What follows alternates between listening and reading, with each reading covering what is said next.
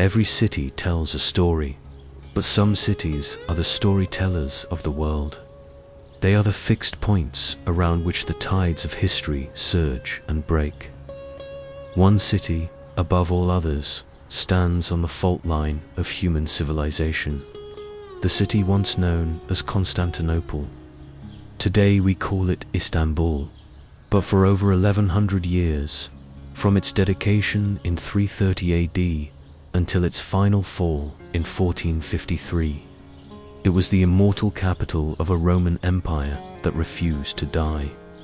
It was the queen of cities, the Basileia Tion Polia, the center of Orthodox Christianity, and the single greatest political, economic, and military power of the medieval world. For 1,000 years, when Europe was in the dark, Constantinople was a Bicana fortress of culture, a glittering treasury of wealth, and the custodian of classical learning. To understand its history is to understand the course of Western, Eastern, and Islamic civilization itself. Constantinople's existence, its astonishing longevity, was defined by a single, priceless asset: its geography. It was no accident of history, but an inevitable consequence of geography. The city occupies the prime real estate of the ancient world. It lies directly on the dividing line between Europe and Asia, controlling the narrow strait that connects the Black Sea to the Mediterranean. Imagine standing on the ancient Acropolis, looking out. You are at the crossroads of 3 continents. To the north, you see the protected deepwater harbor known as the Golden Horn, a natural, defensible bay about 4 miles long. It was the heart of the city's commerce, a maritime marketplace where ships from Russia, Scandinavia, India, and China would unload their cargo.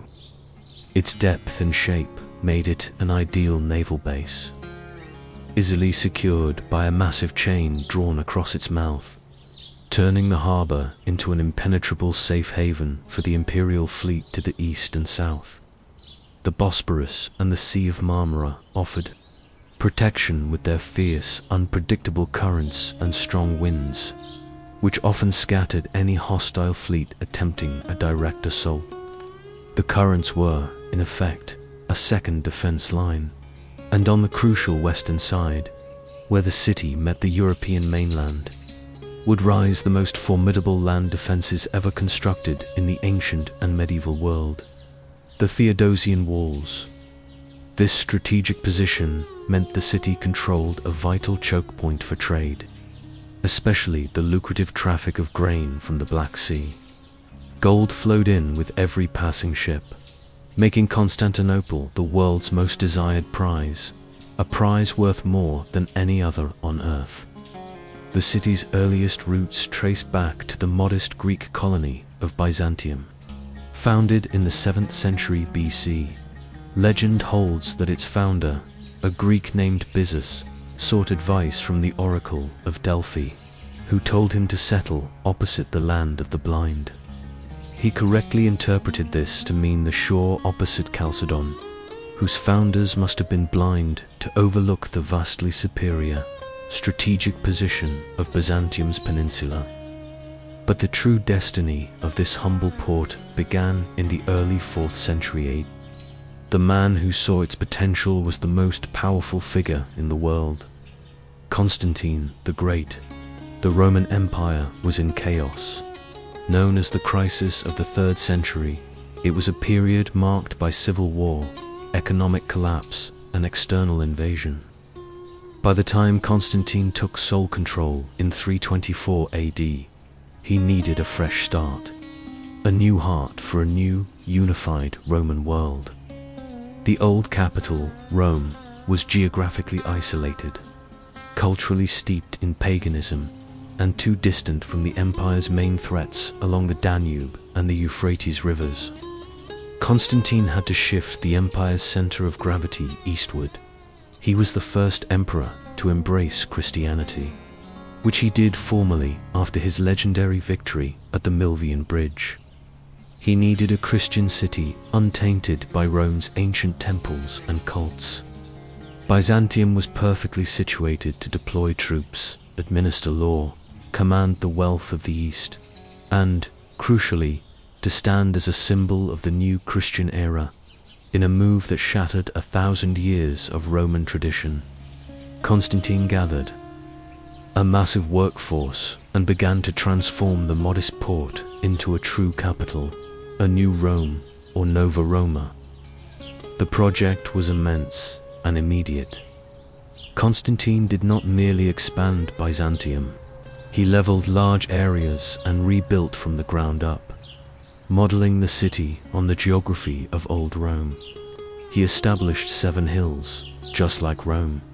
He built a great forum, the Forum of Constantine, surrounded by a double colonnade, and at its center placed a massive column bearing a statue of himself, dressed as the sun god Apollo, powerful symbol of his own deification, even as he promoted the Christian faith. The blend of old imperial iconography with the new Christian order was a hallmark of the new capital. Constantine's workers carved out new streets, most famously the central thoroughfare, the Mazy or Central Street, which ran from the Golden Gate all the way to the Augusteum, the great square that stood before the Hagia Sophia. This street became the pulsing artery of imperial procession and commerce, lined with magnificent bronze statues looted from pagan sites across the empire. The city was a glorious display of imperial plunder and Christian aspiration, to ensure the city could sustain its projected 500,000 inhabitants. Constantine commissioned astonishing feats of engineering. The city was expanded far beyond the old walls of Byzantium. Massive aqueducts were built to channel fresh water from distant hills, and vast subterranean cisterns were excavated. The largest of these, the cistern of Philoxenos, and later the famous Basilica cistern, could hold staggering amounts of water, guaranteeing survival during long sieges. The center of public life was the vast Hippodrome, expanded from a smaller Roman-era stadium to rival the Circus Maximus in Rome, capable of seating over 60,000 spectators.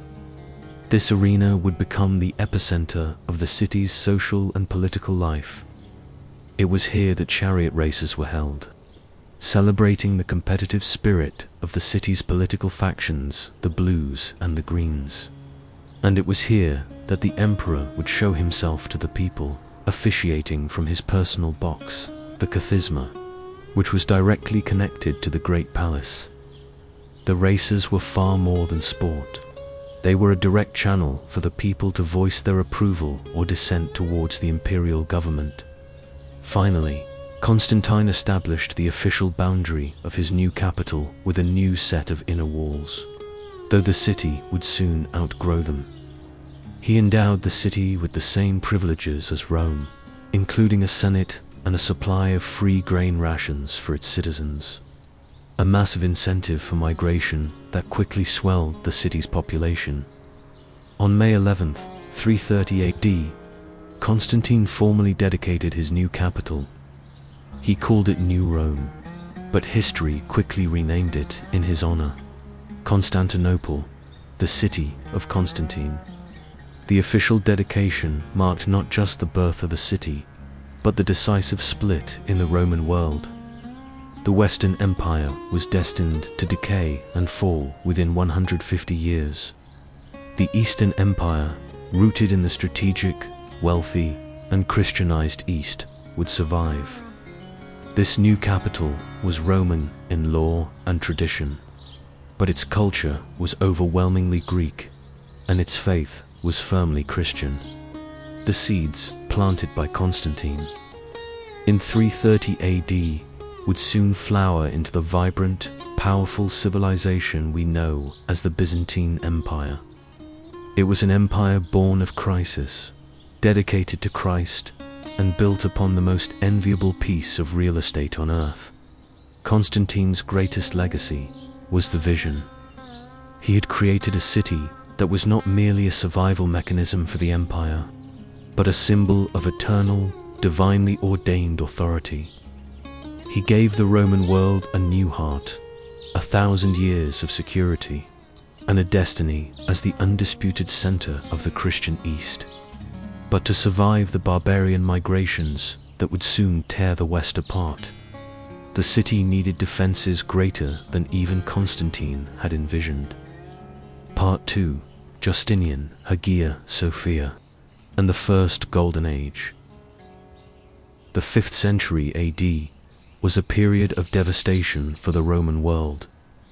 The western half of the empire collapsed under the relentless pressure of Germanic migrations. Its final emperor deposed in 476 AD, but the eastern half, shielded by its wealth, its bureaucracy, and the superb defenses of Constantinople, survived. By the 6th century, the city had solidified its status as the singular heir to Rome. Yet, this survival came at a cost. The city had grown into a metropolis of perhaps 500,000 people, but the sheer size and complexity of the urban population meant that internal tensions were a constant, dangerous threat.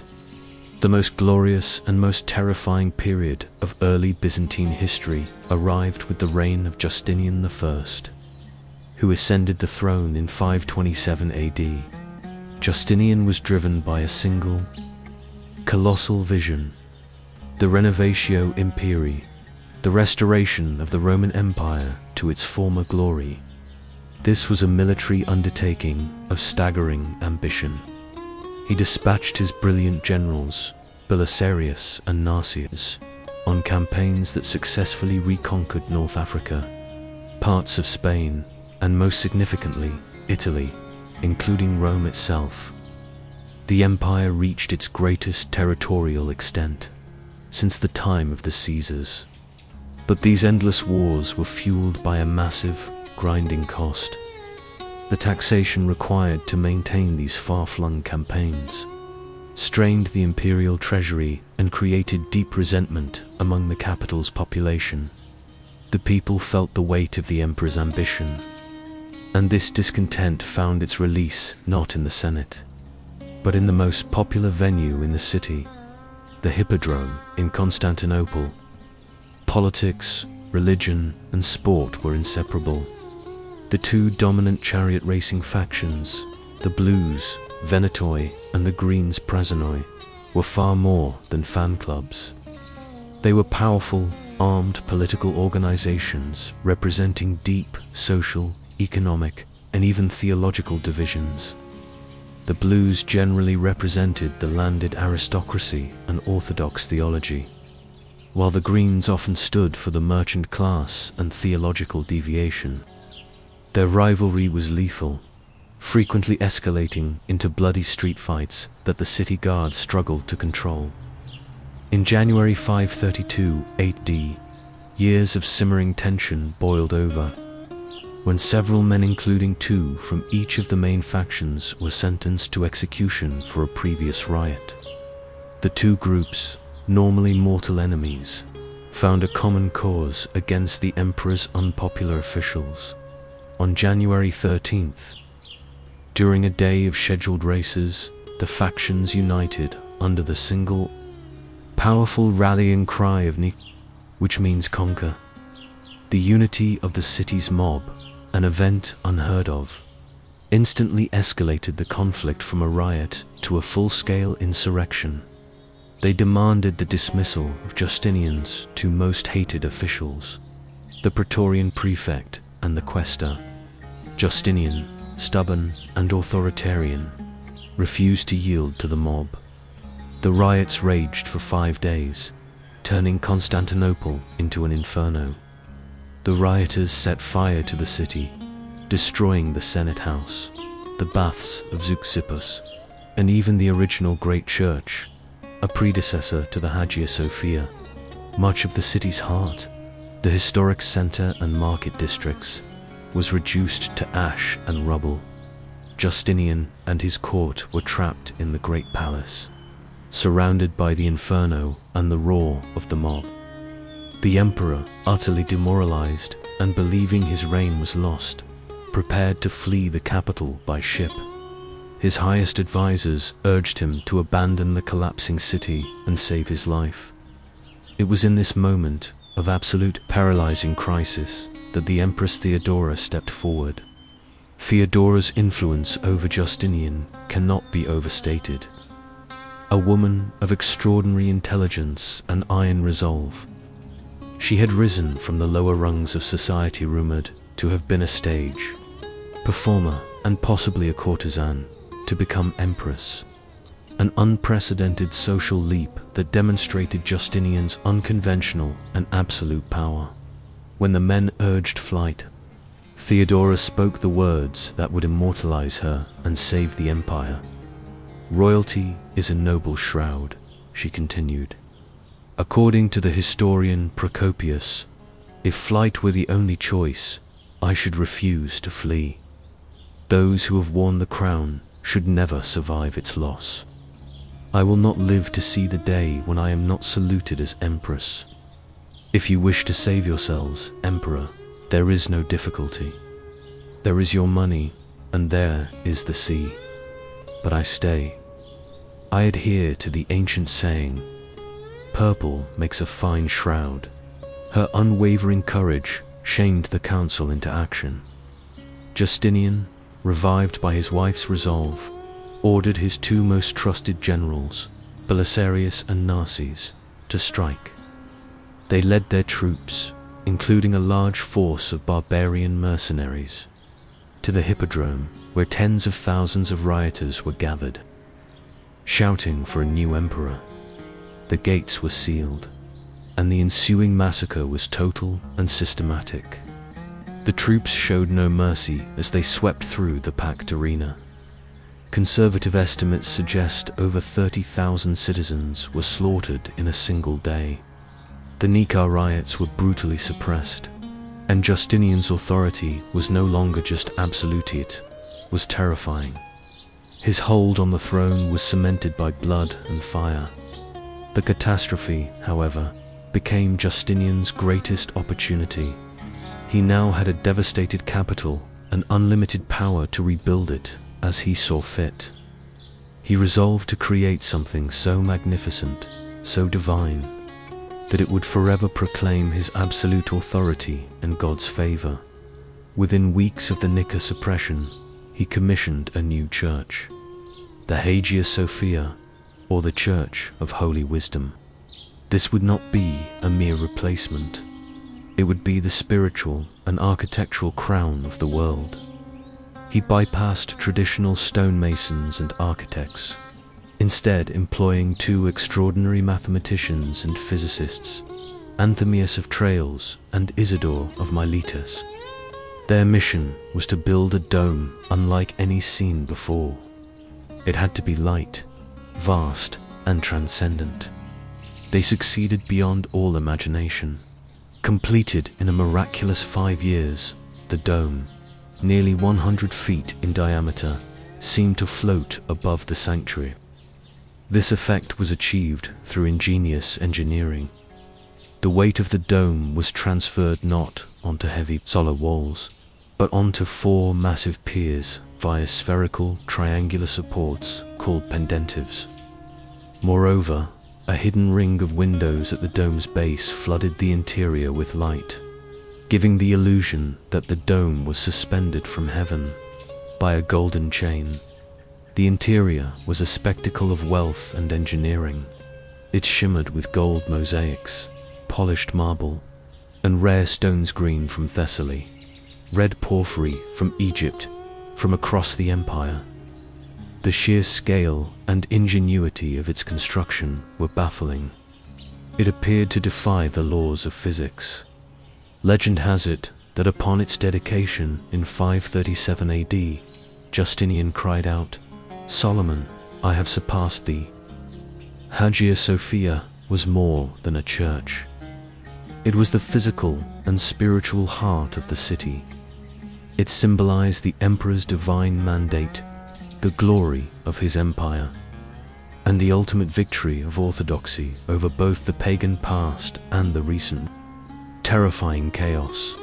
But Justinian's greatest most enduring legacy extended beyond stone.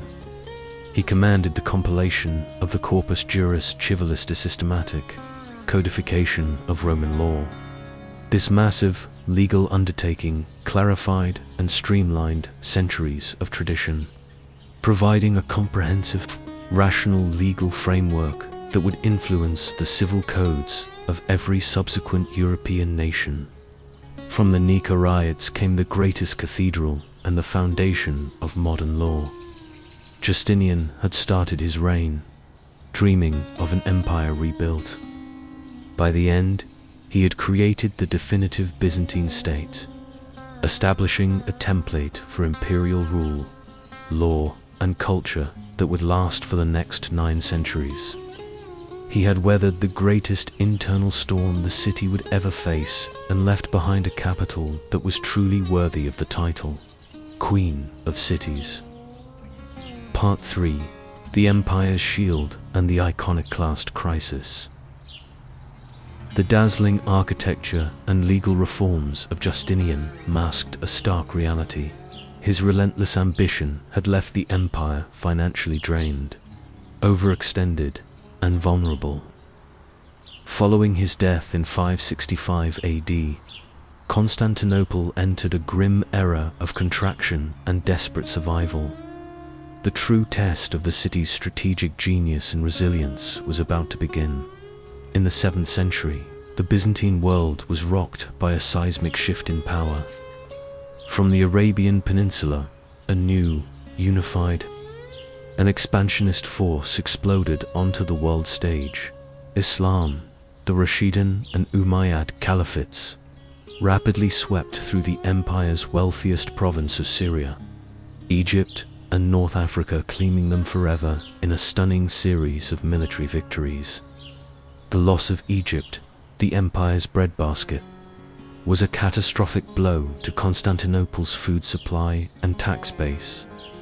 Suddenly, the Roman Empire, now strictly limited to Anatolia, the Balkans, and the area around the capital, was fighting for its very existence.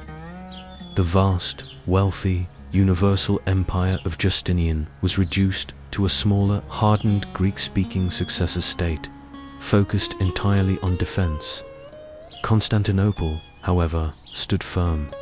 The city became the literal final shield of Christendom, repelling multiple, overwhelming sieges from the new caliphates. The First Arab Siege, from 674 to 678 AD, tested the city's famous sea defenses. The Arab fleet controlled the Sea of Marmara, but could not penetrate the Golden Horn due to the chain defense. Crucially, the Byzantines possessed a terrifying secret weapon, Greek fire, pyre, phalician, or sea fire. The exact chemical composition of this substance remains a mystery to this day, but it was a sticky, petroleum-based incendiary, precursor to napalm that could be sprayed from pressurized siphons mounted on Byzantine warships. It possessed the terrifying property of being able to burn fiercely on water. The sight and effect were devastatingly demoralizing to the attackers. The Greek fire scattered the enemy fleet, allowing the Byzantines to maintain naval superiority and forcing the Arab army to withdraw. The Second Arab Siege, from 717 to 718 AD, was even more perilous. An enormous combined Ottoman force of perhaps over 100,000 men and a vast fleet besieged the city for a full year. The Byzantines, led by Emperor Leo III, the Isaurian, executed a masterful defense. They fortified the walls, stockpiled supplies, and unleashed Greek fire on the attacking fleet. A crippling winter and successful Byzantine diplomatic efforts to rally allies ultimately starved the invaders. The Caliphate's grand army was utterly routed. Had Constantinople fallen then, the Umayyad Caliphate would have gained a direct, wealthy springboard into Eastern Europe. The cultural development and religious trajectory of the continent would have been irrevocably altered. The survival of the city in these two sieges secured the existence of Christianity in Eastern Europe and confirmed Constantinople as the guardian of civilization against the tide of foreign invasion.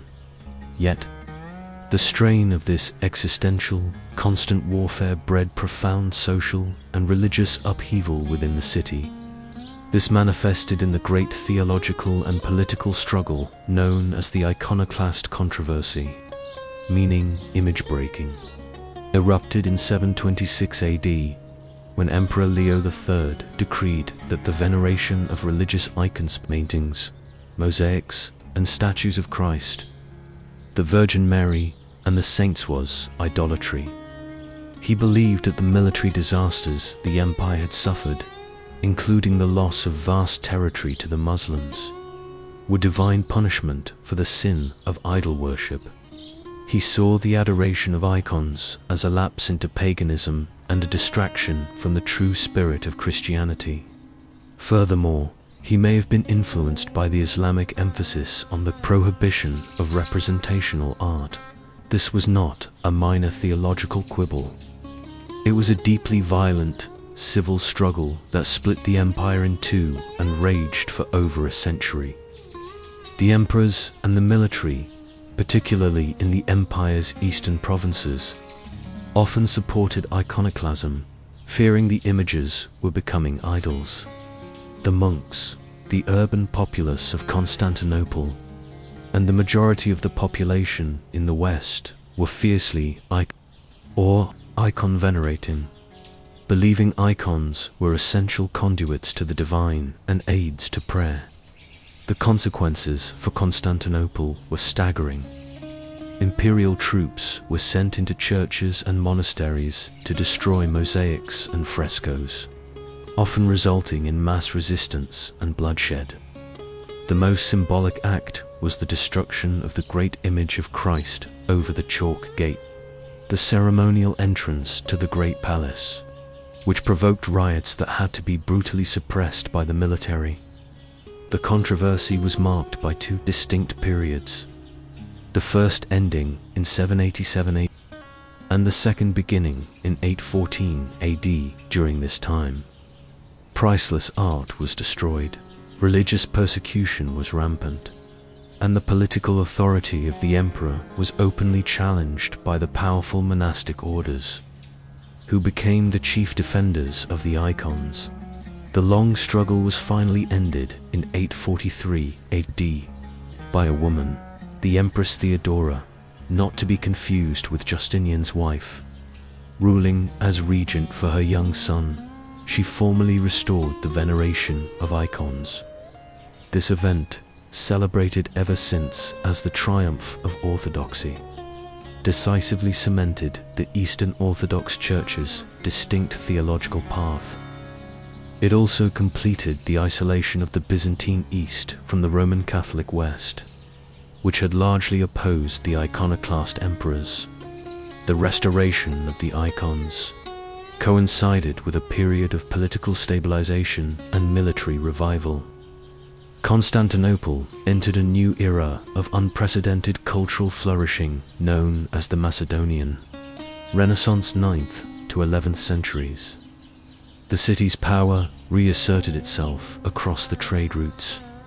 The Byzantine gold coin, the nomisma, became the stable currency of international trade. Recognized from England to India, the city's scholars, working in the vast imperial library and the University of Constantinople, preserved and copied the works of Plato, Aristotle, Euclid, and the great scientists of antiquity, while Western Europe struggled in its early medieval period. The Byzantines maintained a living link to classical learning. Furthermore, Constantinople became the missionary center of Eastern Europe. Emperors dispatched figures like Cyril and Methodius to evangelize the Slavic tribes. Their work led to the creation of the Cyrillic alphabet and the conversion of key nations like the Bulgarians and the Rus of Kiev, early Russia. This spiritual and cultural expansion cemented Constantinople's role as the cultural and religious mother of Eastern Europe, binding vast swathes of the continent to the city's imperial and ecclesiastical authority by the 11th century. Constantinople stood as a city of over 500,000, rich, secure, and seemingly eternal. Its walls had held, its faith was confirmed, and its cultural reach was vast. It was the undisputed financial and spiritual capital of the medieval world, an impervious giant whose wealth and longevity stirred not just admiration, but deep jealousy and antagonism from the emerging powers of the Latin West. The greatest threat to the city would soon come not from its traditional foes in the East, but from its fellow Christians. Part 4. The ultimate betrayal, the sack of the Fourth Crusade. The Macedonian Renaissance had stabilized the Byzantine Empire, but by the late 11th century, a new danger emerged in Anatolia, the Seljuk Turks. After the devastating defeat at the Battle of Manzikert in 1071, the empire lost control of most of its resource-rich heartland in Asia Minor. Desperate, the emperors looked westward, appealing to the Pope and the rising military powers of Latin Europe for mercenary aid. They received the Crusades. The arrival of the First Crusade in 1096 immediately created a toxic atmosphere in Constantinople. The Byzantines, educated and sophisticated, viewed the thousands of Western knights and pilgrims as uncouth, armed barbarians, greedy, unruly, and unreliable. The Crusaders, for their part, saw the Byzantines as decadent, deceitful Greeks who were hoarding wealth and failing to prosecute the Holy War aggressively enough. This antagonism was fueled by the deep religious chasm, the Great Schism of 1054, which had formally split the Christian world into the Roman Catholic West and the Eastern Orthodox East. The schism made betrayal spiritually justifiable for both sides. By the 13th century, this mutual suspicion set the stage for one of history's most infamous misadventures, the Fourth Crusade. Launched in 1202, the crusade was originally intended to sail to Egypt and then on to Jerusalem. However, this vast, land-based army lacked ships and money. They struck a ruinous bargain with the greatest naval and commercial power in the West, the city-state of Venice. The Venetians, led by their shrewd and ancient doge, Enrico Dandolo, agreed to transport the army for the astronomical sum of 85,000 silver marks. When the Crusaders arrived in Venice, they found they could not raise the full payment. Dandolo, a man who harbored deep commercial and political resentment against Constantinople, saw his opportunity. He leveraged their debt by convincing the massive army to first attack the Christian city of Zara, a rival port city on the Adriatic coast that had fallen under the protection of the Catholic King of Hungary. The Crusaders attacked and sacked the city of Zara in November 1202. This was a shocking violation of the Crusaders' oath, an attack on a fellow Christian city, and it earned the entire expedition the Pope's immediate condemnation and excommunication. The crusade was now irrevocably off course, morally and geographically compromised, and now firmly under Venetian influence. The final, fatal turning point came when a displaced Byzantine prince, Alexios Angelos, arrived in the Crusader camp. He saw the massive army as his ticket to the throne. Alexios promised the Crusaders unimaginable wealth, 200,000 silver marks, military aid to the Holy Land, and the formal submission of the Orthodox Church to Rome, if they would simply restore him to power in Constantinople. The Crusader leaders, desperate for funds and glory, convinced themselves this was God's will. They turned their magnificent armada toward the Queen of Cities, the approach of the fleet. In July 1203 was a terrifying sight. The citizens of Constantinople could not comprehend why a supposed Christian army was at their gates. Emperor Alexios III, a weak and corrupt ruler, was unprepared. After a brief siege, the Crusaders successfully breached the harbor defenses. Alexios III fled, and the prince was restored as Emperor Alexios IV. But Alexios's promises proved to be empty. The imperial treasury, drained by years of mismanagement and civil strife, was bankrupt. He began a desperate effort to raise the money, seizing church plate, melting down gold and silver icons, and even destroying precious imperial artifacts. Still, he could not pay the massive debt he had incurred to the Crusaders. As the Crusaders waited outside the city, demanding payment, the citizens of Constantinople revolted. They hated the Crusaders, they resented the financial demands, and they were furious at Alexios IV's subservience to the Latins. They drove Alexios out, elected a new anti-Latin emperor, and resolved to defend the city. This infuriated the Crusaders. They had been lied to, they were broke, and they were trapped outside a hostile Christian city with no supplies and no easy way home.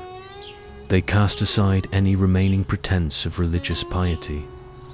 They resolved to take the city by force and pay themselves in plunder, proclaiming that the Greeks, having resisted the true faith, were schismatics deserving of punishment. The final siege began in earnest in April 1204. 4 days. The attackers were repelled by the desperate defenders, but the Venetian skill proved decisive. Using their specialized siege towers and ladders, the Venetians lashed their ships to the sea walls along the Golden Horn. On April 12th, the defenders' line broke. A small number of Crusaders found a way through, setting fire to the city to secure their foothold, spreading panic among the populace. What followed was a horrifying rampage, one of the most devastating betrayals in history. The Latin Crusaders, sworn to fight for Christ, sacked the greatest Christian city in the world with a savagery usually reserved for non-believers. The destruction was systemic and focused on wealth. They looted the city's vast treasuries and private homes. They melted down gold and silver icons, destroying countless pieces of religious art that had survived the iconoclast period. Monasteries and libraries, the custodians of classical thought, were ravaged. The ultimate act of sacrilege was the desecration of the Hagia Sophia itself. The Crusaders burst into the sanctuary, smashing the immense silver iconostasis, tearing down the silk hangings, and destroying the altar. The final, shocking insult came when a common prostitute was reportedly placed on the Patriarch's throne, singing bawdy French songs to mock the Orthodox clergy. The economic and cultural cost of the sack of 1204 was incalculable. Constantinople, the central repository of ancient and classical knowledge, was stripped bare. Priceless bronze statues from the Roman period, including works from the masters of ancient Greece, were melted down for coin. The 4 famous bronze horses, which once decorated the emperor's box overlooking the Hippodrome, were stolen and shipped back to Venice, where they still stand today above St. Mark's Basilica. The Crusaders carved up the empire and established the deeply unpopular Latin Empire, with a Flemish nobleman crowned as the new emperor. The sack of 1204 did not just steal the city's wealth, it murdered its soul and broke its military capabilities forever. While the Byzantines managed to reconquer their capital under the Palaiologos dynasty in 1261, the city was a shell, its population decimated, its economy dependent on foreign powers, and its magnificent defenses crumbling. The betrayal left an open, festering wound between the Greek East and Latin West that would never truly heal, ensuring that when the city faced its final, true enemy, no reliable help would be forthcoming. The 1,000-year fortress had fallen, not to a foreign foe, but to its supposed Christian allies. Part 5. The final act, the fall of 1453. The 2 centuries following the betrayal of 1204 were the twilight of the Roman Empire. The restored Byzantine state under the Palaiologos dynasty was a ghost of its former self, a small, regional power with a magnificent but decaying capital. The city of Constantinople was now a symbol more than a power. Its vast walls enclosing a dwindling population and large tracts of farmland and ruins. The emperors, desperate for military and financial aid, repeatedly looked west, offering to heal the Great Schism and unite the churches under the Pope. But to the average Greek citizen, the memory of the Crusader sack was still fresh. They famously preferred to see the Sultan's turban in the city than the Cardinal's hat. The long, slow decline was about to be concluded swiftly and violently. The empire was surrounded by the rapidly expanding Ottoman Turks, who had already conquered much of the Balkans and Asia Minor.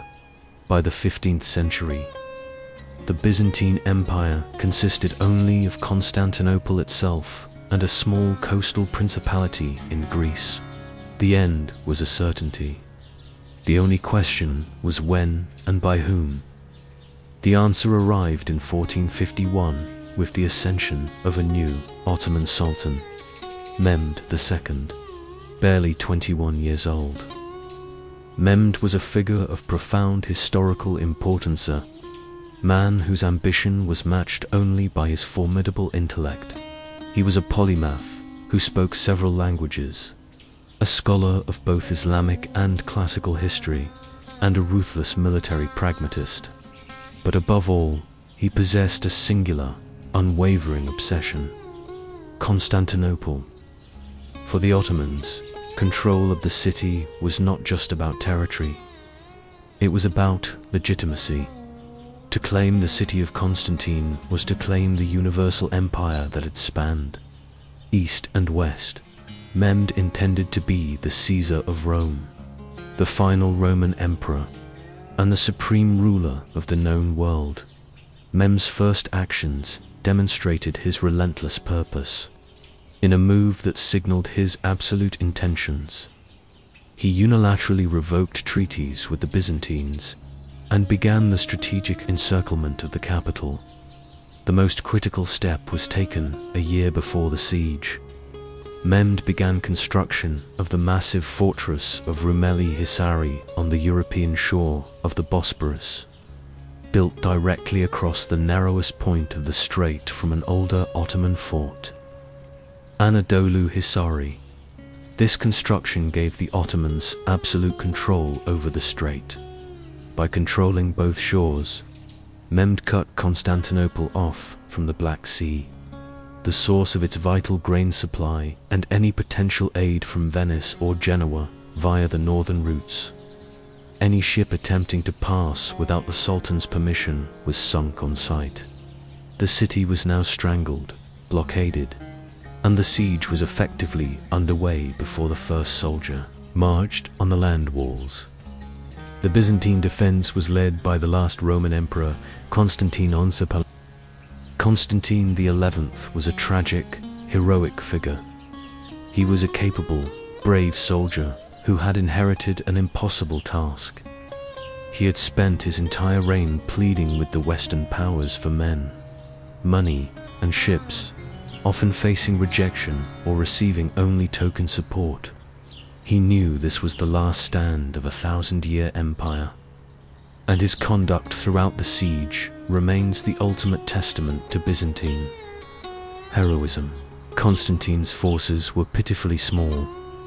only about 7,000 to 8,000 dedicated men in total. This included approximately 2,000 invaluable foreign volunteers, largely from Venice and Genoa, led by the experienced Genoese commander Giovanni Giustiniani Longo. These men had to defend a massive perimeter of over 12 miles, including the triple line of the Theodosian Walls, the vast length of the sea walls, and the harbor defenses along the Golden Horn. Their primary strength was the walls themselves. The Theodosian Walls were legendary. Built in the 5th century, they consisted of 3 successive defensive layers: a wide moat, an outer wall, and the formidable inner wall, which stood nearly 40 feet high and 16 feet thick, topped with 96 massive towers.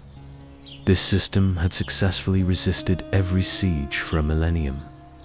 But Mehmed II was not relying on conventional siege methods.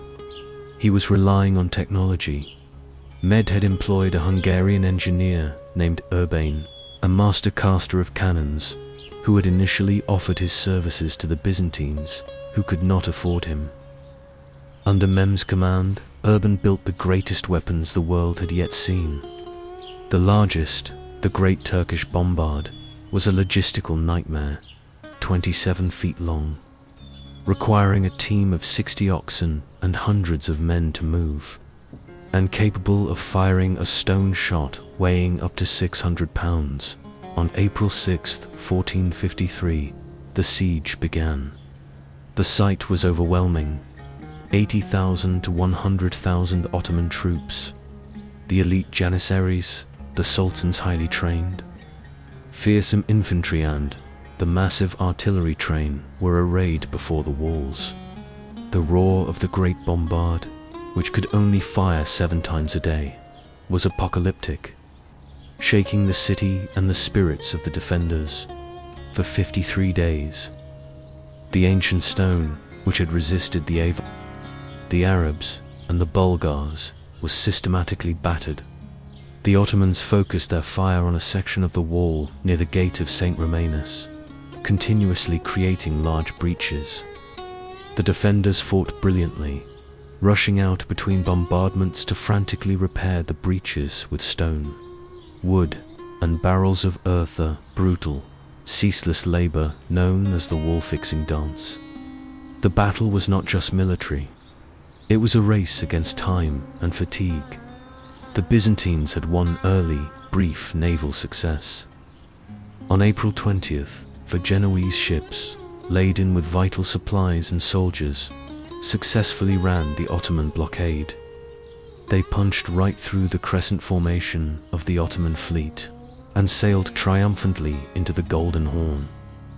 This demoralized Mehmed, who reportedly rode his horse right into the sea in a fit of rage and threatened to impale his admiral. The Sultan, however, was a strategic genius and immediately planned a stunning countermove.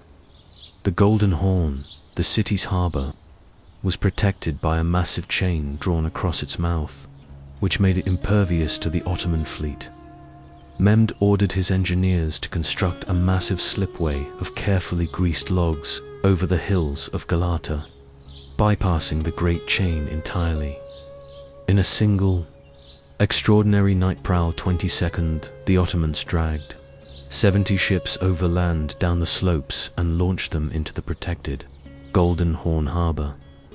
This engineering feat was brilliant and devastating. It completely outflanked the defenders, forcing Constantine XI to stretch his already thin forces to protect the city's sea walls along the Horn. The psychological impact on the Byzantines was immense. It felt like an impossible, almost magical feat that signaled the Sultan's unstoppable will as the siege dragged on through May. The defenders grew exhausted. They faced multiple threats: continuous cannon fire, underground mining operations, which the defenders skillfully countered with their own tunnels, and constant skirmishes. The final hope of Western aid dwindled to nothing. as Venice's fleet dallied, and the rest of Europe remained paralyzed by internal conflicts. The last great imperial procession took place, a desperate pilgrimage to the Hagia Sophia to pray for a miracle, Mehmed. Impatient with the slow destruction, called a war council. His advisors were divided. The Grand Vizier, Halil Pasha, argued for a negotiated settlement, fearing the high cost of a final assault. But the Sultan's younger, more aggressive generals and clerics urged a final, decisive storm. Mehmed, deciding the glory of victory outweighed the risk of failure, announced the final assault for May 29th. On the night of May 28th, the defenders prepared for the end. Emperor Constantine XI gathered his remaining officers in the great church of Hagia Sophia. In a moment of profound gravity, he delivered his final speech. He appealed to their sense of duty to God, to the empire, to their families, and to the city. Reminding them of the sanctity of their mission, he concluded by asking the forgiveness of his own men and of God for any wrongs he might have committed. It was a moving, tragic farewell that cemented his place as a martyr hero. The final assault began in the early hours of May 29th, 1453. Under the cover of darkness and intense noise, Mehmed launched a three-wave attack to exhaust the defenders. The first wave consisted of irregular troops, the Boshi Bazouk's untrained multi-ethnic levies, used primarily as cannon fodder to tire the defenders and clear debris. They were repelled, but the defenders had to expend precious energy and ammunition. The second wave, the Anatolian regular troops, were more disciplined but still failed to break the line. The third wave was the ultimate force, the Sultan's personal bodyguard, the fearsome disciplined, fierce, and entirely devoted to the Sultan. They struck the central breach near the gate of St. Romanus, the weakest point of the Theodosian Walls. The defenders, exhausted from fighting to prior waves, struggled to hold the line. The climax arrived in two devastating moments. First, the Genoese commander, Giovanni Giustiniani Longo, the man holding the most critical section of the wall, was gravely wounded by a cannon shot. His evacuation from the wall spread immediate panic among his Genoese troops, who fled their position, shattering the defensive line.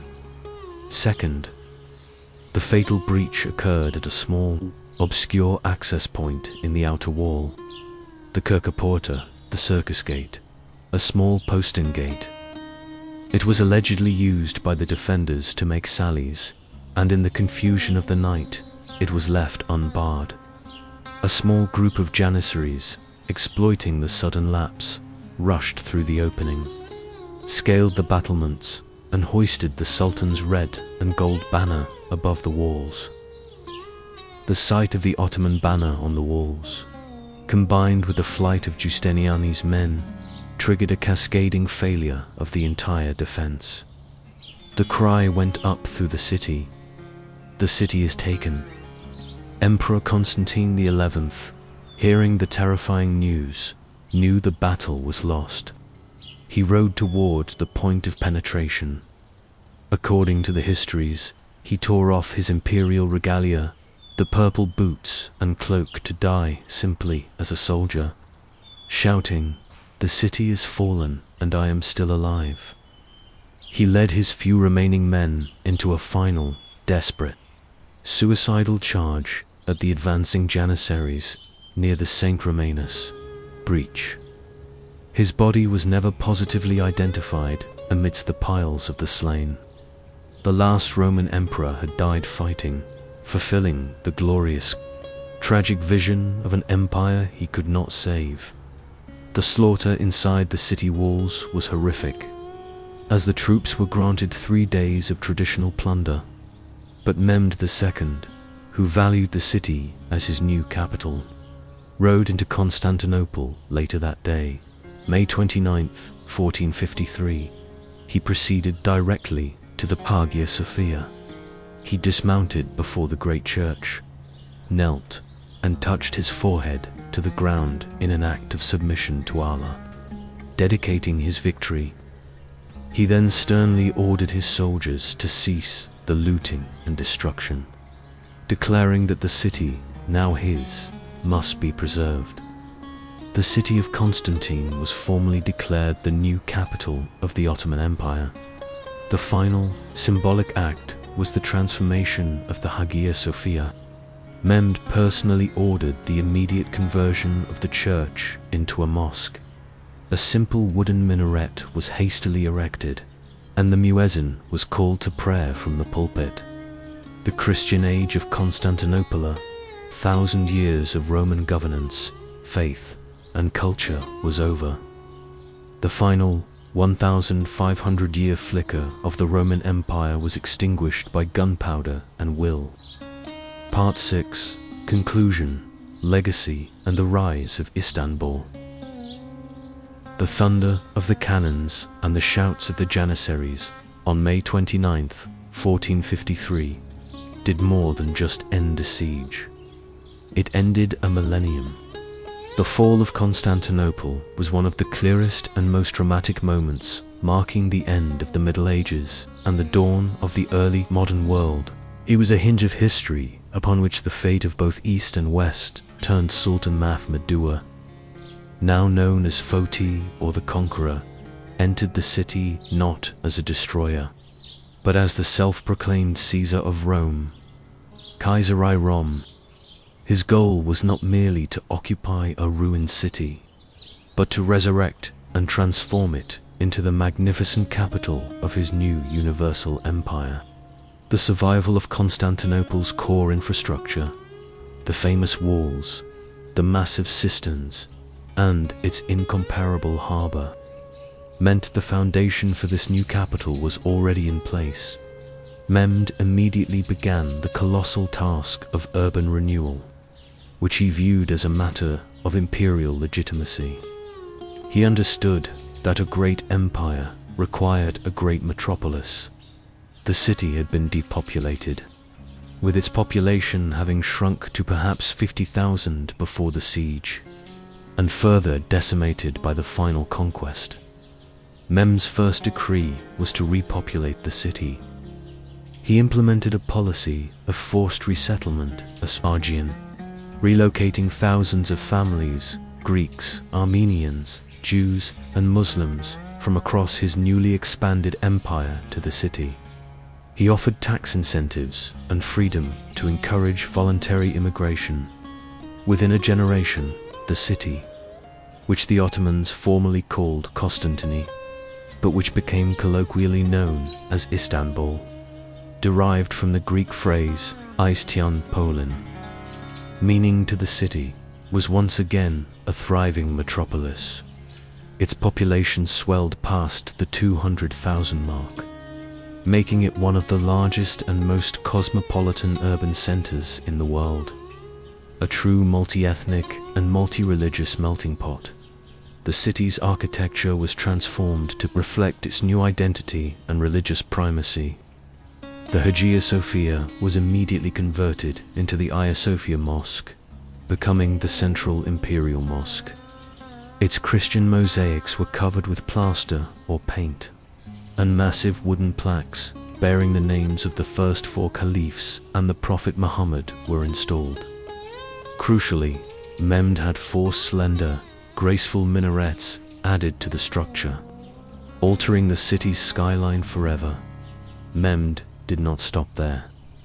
To symbolize the new order, he commissioned the Fatih Mosque and Complex, a massive kalai which included a mosque, madrasas, schools, baths, a hospital, and a hospice.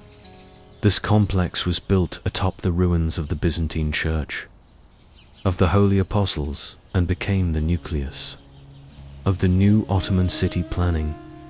But the ultimate physical symbol of Ottoman authority was the Topkapi Palace, built on the precise site of the old Byzantine Acropolis, overlooking the Bosporus. the Golden Horn, and the Sea of Marmara. The palace was designed as a fortress, a residence, and the absolute administrative center of the empire. Its labyrinthine courts and gates reflected the centralized autocratic power of the Sultan.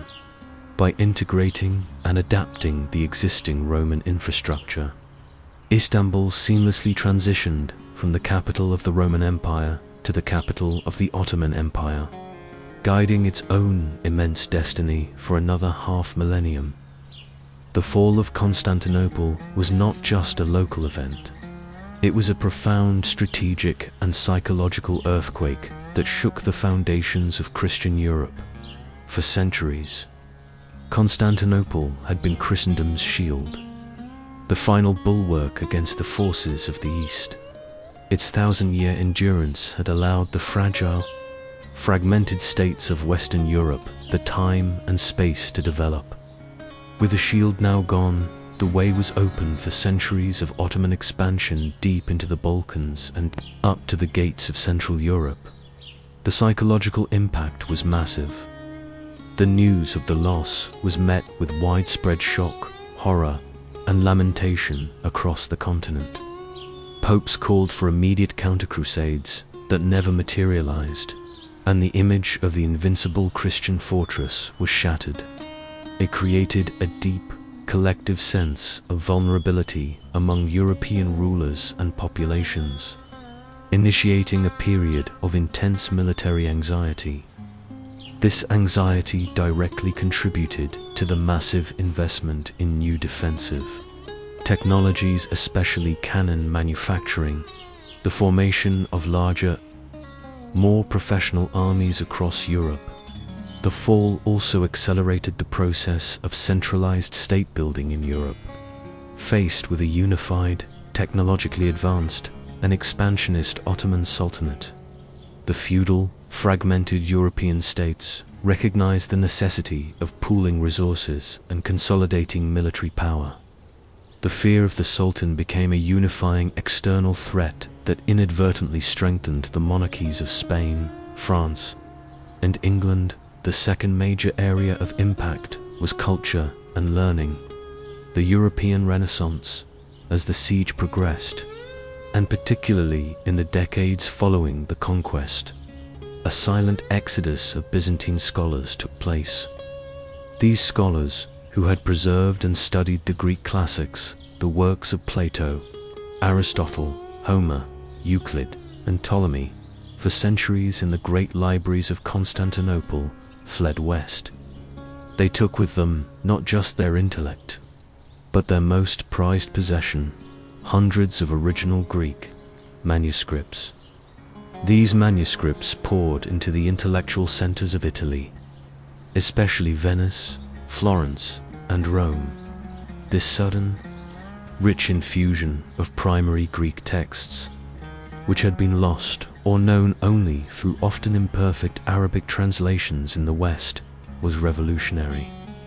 It provided the scholars of the burgeoning Italian Renaissance with direct access to the source material of classical antiquity. Figures like Gemistus Pleth, a major Greek philosopher who attended the Council of Florence before the fall, had already begun to reintroduce Platonism to Italian intellectuals like Cosimo de' Medici. The influx of scholars like John Argyropoulos and Cardinal Bessarion continued this trend, establishing Greek studies and Hellenic philosophy as cornerstones of the new humanist movement. The fall, therefore, was a catalyst for humanism. The rediscovery of the original Greek texts of the classics shifted the focus of European scholarship away from purely theological, scholastic concerns and toward the human experience. Language and art, the very essence of the Renaissance. The cultural inheritance of the Roman Empire, preserved by its eastern half, was finally transferred back to the West, sparking a cultural explosion.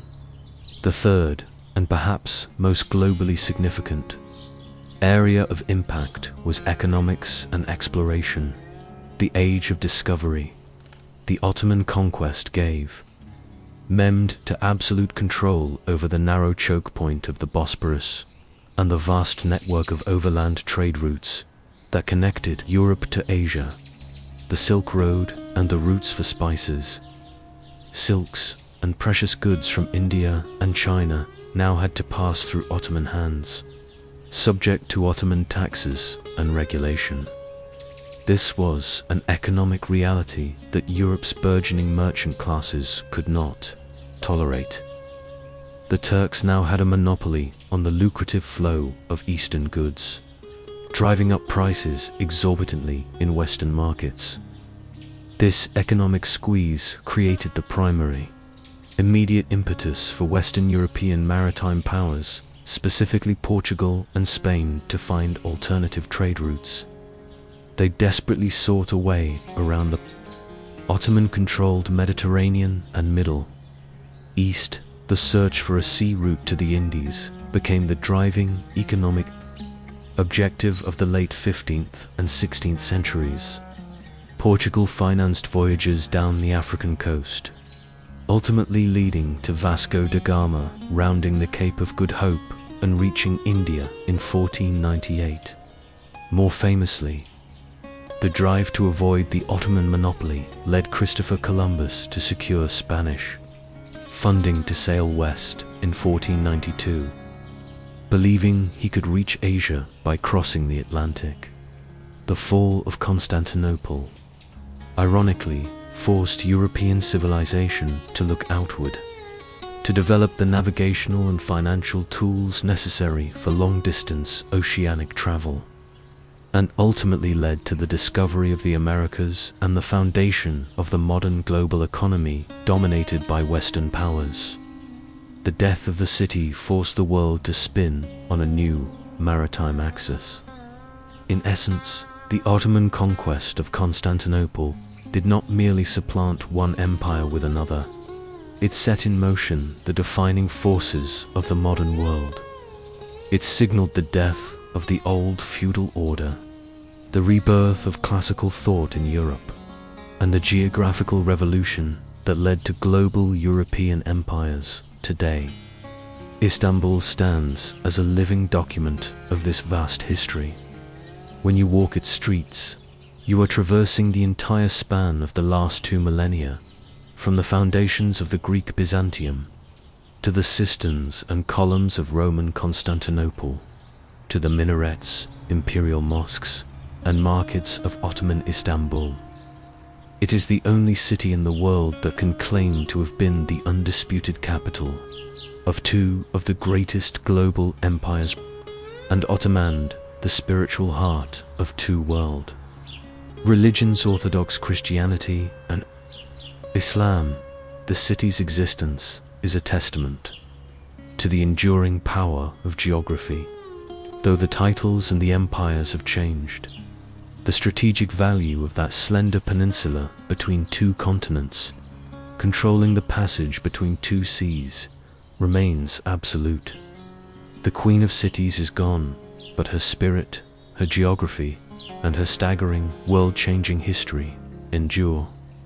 The saga of Constantinople is a profound reminder that history is less about clean endings and more about continuous transformation, where every fall is also a dramatic, violent birth.